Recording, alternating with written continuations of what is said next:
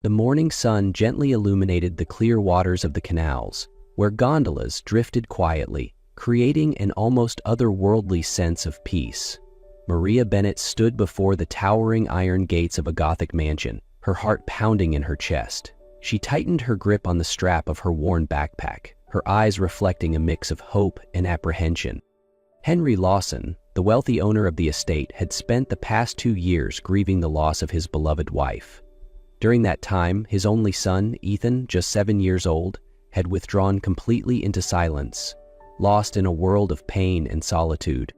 Henry had tried everything, from child psychologists to speech therapists, but none had been able to help Ethan. In a final effort, he turned to a specialized support center, where they recommended Maria. Though Maria was mute, the center believed her ability to communicate through emotions and music could form a unique bond with Ethan. As the mansion's doors swung open, Mrs. Caldwell, Henry's longtime housekeeper, greeted Maria with a stern expression. "You're Maria Bennet?" she asked, her sharp gaze scanning her from head to toe. Maria nodded silently, offering a slight bow. "Remember," Mrs. Caldwell continued, "silence is the rule here. Do your job well and don't cause trouble." Maria stepped through the threshold, the chill of the vast but empty mansion washing over her. In her heart, she resolved that no matter how difficult the task, she would do everything in her power to help Ethan rediscover his voice and his smile. Maria stepped into the grand hall, where sunlight streamed through towering windows, casting shimmering patterns on the marble floor. The silence was so profound that Maria could hear her own footsteps echoing through the expansive corridors. Mrs. Caldwell, stern and commanding, led Maria through the mansion's long hallways. She pointed at various rooms, speaking briskly as if expecting no response. "The living room is here, the dining hall there, and that is Mr. Lawson's private wing. Stay out of it unless you're called." She stopped in front of a small door and opened it. "This is your room. Don't expect much. It's for the help." Maria looked into the modest space, furnished with a small bed, a rickety wardrobe, and a tiny window overlooking the inner courtyard. "Change into your uniform and be back in the kitchen in 5 minutes. Your first task awaits," Mrs. Caldwell instructed before leaving Maria alone. Maria changed into the plain gray uniform, feeling the unfamiliar fabric brush against her skin. She returned to the kitchen where Mrs. Caldwell was waiting. "You'll prepare breakfast for Master Ethan, toast with orange marmalade and fresh fruit. And remember, don't speak." "Oh, that's right, you can't." She smirked mockingly. Maria nodded, unaffected by the sarcasm. She began her work with quiet precision, focusing entirely on the task. When the tray was ready, she carefully carried it to Ethan's room, her heart wondering how the boy would react to a stranger's presence. Maria entered Ethan's room, where sunlight softly filtered through the blue curtains. The room was simple yet elegant, with a large bed and shelves lined with old books. In one corner, Ethan sat on the floor, his head bent over a sketchbook, the pages covered in messy scribbles. The sight of the boy, so absorbed in his solitude, made Maria's heart ache. She could sense the heavy silence that enveloped him like a shield. Maria quietly placed the tray of food on a small table nearby and stepped back, giving Ethan his space. The boy said nothing and didn't look up. Maria sat on a chair near the door, her hands tightly gripping her apron, careful not to startle him. But deep inside, she wondered if she could ever reach the boy hidden behind that wall of silence. Days passed, and Maria continued her silent routine. She brought meals to Ethan, cleaned his room, and maintained her distance, hoping he would slowly open up. One morning, Maria brought her old violin to the courtyard, where the sound could reach Ethan's room. She began playing a gentle melody, each note flowing like a soothing breeze. Ethan stepped out of his room, his wide eyes filled with surprise. He sat on the steps, listening intently. When the piece ended, Maria smiled at him, her expression filled with hope. Ethan didn't speak, but he moved closer, placing his hand on the violin as if to ask about it. From that moment, a bond began to form. The boy, once locked in silence, started to giggle as Maria played cheerful tunes. He even drew pictures of the violin and handed them to her.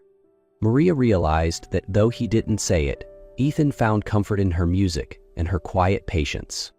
Maria was playing a soft melody on her violin when a sharp voice shattered the tranquil atmosphere. "What do you think you're doing?" Mrs. Julia Blake, Ethan's speech therapist, marched into the courtyard, her heels clicking against the stone tiles. Her scrutinizing gaze swept over Maria from head to toe. "Don't you realize this boy needs real therapy? Music isn't going to make him talk," Mrs. Blake said, her tone dripping with disdain. Maria remained silent, clutching her violin, her eyes slightly lowered. Mrs. Blake turned to Henry, who had just stepped out into the corridor. "Mr. Lawson, I need to be honest. This girl's presence is only making Ethan retreat further into himself. If you truly want your son to recover, I recommend letting her go."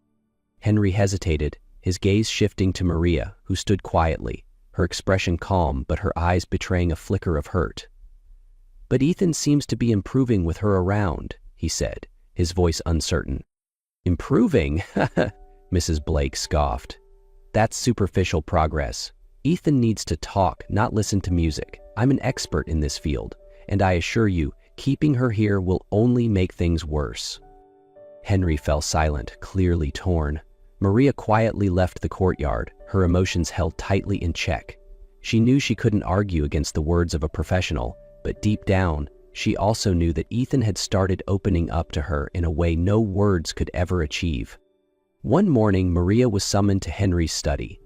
She stood before the large wooden door, a wave of apprehension washing over her. As she stepped inside, Henry's eyes were heavy with the weight of an agonizing decision.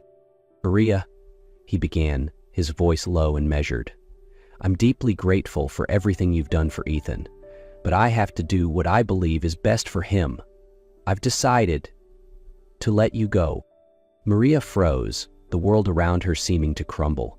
Yet she merely bowed her head, her expression calm but her heart breaking. Henry continued, his tone somber. "This isn't what I want, but I can't ignore the advice of a professional. Please know this isn't your fault." The following day, Maria packed her belongings in silence. As she descended the grand staircase, Ethan appeared at the top of the stairs, tears streaming down his face. Suddenly, he shouted, "Don't go, Maria!" Maria stopped in her tracks, her eyes widening in shock. It was the first time Ethan had spoken since his mother's death. Henry, equally stunned, stared at his son in disbelief. Ethan ran toward Maria, wrapping his arms tightly around her. "Maria, don't go," he repeated, his voice trembling with emotion. Henry froze, unable to believe what he had just heard. His son, silent for so long, had finally spoken. Overwhelmed with regret and gratitude, Henry's eyes filled with tears as he stepped forward. Placing a trembling hand on Maria's shoulder, he said, his voice breaking, "I was wrong. I should have trusted you. Please, stay. Ethan needs you, and so do I." After the emotional incident, Henry quickly dismissed Mrs. Blake. He realized her advice wasn't driven by what was best for Ethan, but by her arrogance and prejudice toward Maria. Henry found Maria in the garden behind the mansion, playing a gentle melody on her violin. When she saw him, Maria stopped, her eyes filled with uncertainty. But Henry offered her a small, warm smile. "Maria," he said, his voice sincere, "I was wrong. I should never have doubted your worth. Ethan needs you, and so do I." Maria was momentarily surprised but didn't respond, simply bowing her head softly. From that day on, Maria stayed at the mansion. Each passing day strengthened the bond between her and Ethan. Through her music and patience, she continued to help the boy open up. As for Henry, he began spending more time with Maria and Ethan. Simple dinners in the kitchen, quiet walks in the garden, or stargazing on the terrace at night. All these moments wove a deep connection between them. It wasn't just admiration anymore, Henry realized. He had fallen in love with Maria. Her silence wasn't a barrier, but a testament to her sincerity and inner strength, qualities that had profoundly changed his family. After realizing Maria's importance to Ethan and to himself, Henry took the time to truly understand the quiet yet powerful woman who had entered their lives. Day by day, their relationship deepened through simple moments, caring for Ethan together, sharing dinners in the kitchen, and spending evenings under the stars as Maria played her gentle melodies on the violin. One spring afternoon, Henry led Maria to the rose garden behind the mansion. The air was quiet, filled only with birdsong and the soft fragrance of blooming flowers. He stopped under an arch of roses, his eyes filled with tenderness but also resolve. "Maria," he began, his voice steady and sincere, "when you came here, I thought you would help Ethan heal from his pain, but I didn't realize that you wouldn't just help my son. You've changed my life entirely." Maria looked at Henry, her eyes wide with surprise, but also tinged with apprehension.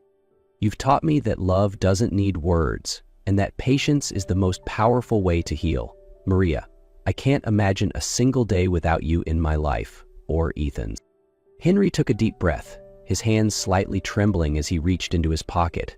The weight of the moment pressed heavily on him, but when he looked into Maria's eyes, so full of quiet strength, his resolve solidified. He knelt down, pulling a small velvet box from his pocket. When he opened it, a simple yet elegant ring sparkled inside. "Maria Bennett," he said softly, his voice steady but filled with emotion, "will you marry me?" Maria froze for a moment, her eyes brimming with tears.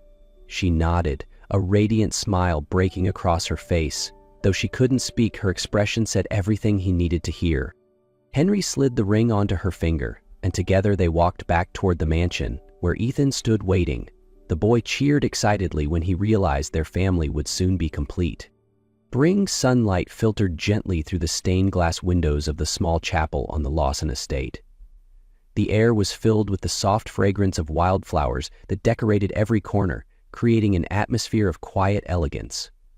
All eyes were on the couple of the day, Maria Bennett and Henry Lawson. Maria stepped into the chapel, her hands trembling slightly but her gaze steady and full of determination.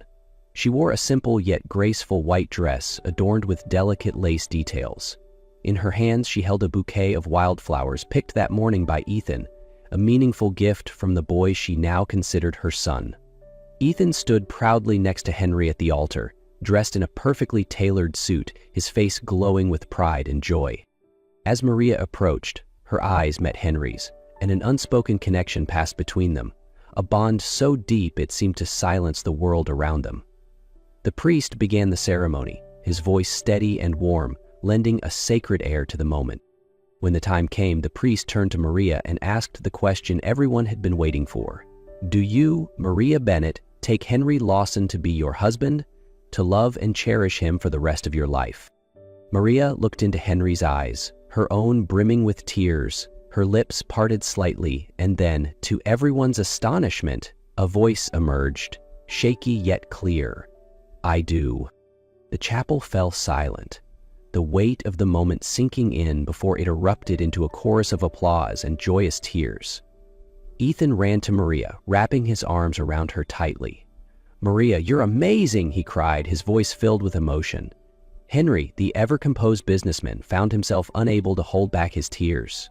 He took Maria's hands in his own, his gaze filled with awe and love. "A miracle," someone whispered in the crowd. But to those closest to Maria, they knew this was more than just a miraculous moment. It was a testament to the power of love and patience.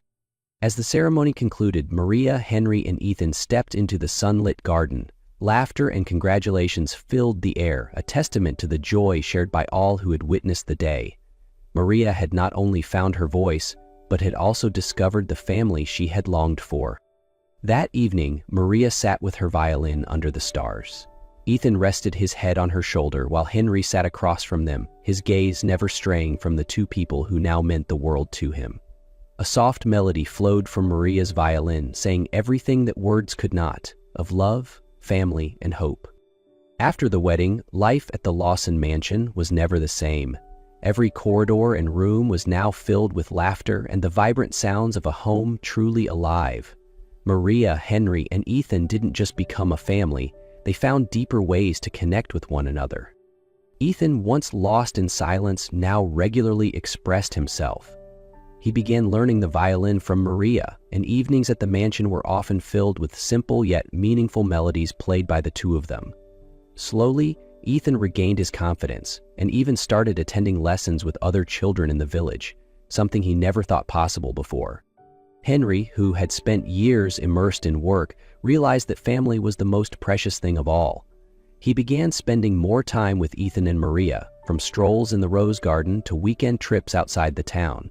He also became a more attentive father, learning to understand Ethan through his expressions and gestures, a lesson he'd learned from Maria. Maria, now an integral part of the Lawson family, was not only a loving wife but also an inspiration. After the miraculous moment at their wedding, Maria began using her voice more, each word carrying profound meaning. She also started a small music class at the mansion, where local children could learn to express themselves through music. One sunny day in the garden, Ethan turned to Maria and said, "Mom, I want to perform my violin for everyone." Maria smiled, pride shining in her eyes as she looked at the boy who had once been trapped in silence but now had the courage to stand before others. Together with Henry, she arranged a small concert at the mansion, where Ethan played the very first piece Maria had ever played for him. The performance was not only a milestone for Ethan, but also a reminder of the power of love, patience, and music to heal.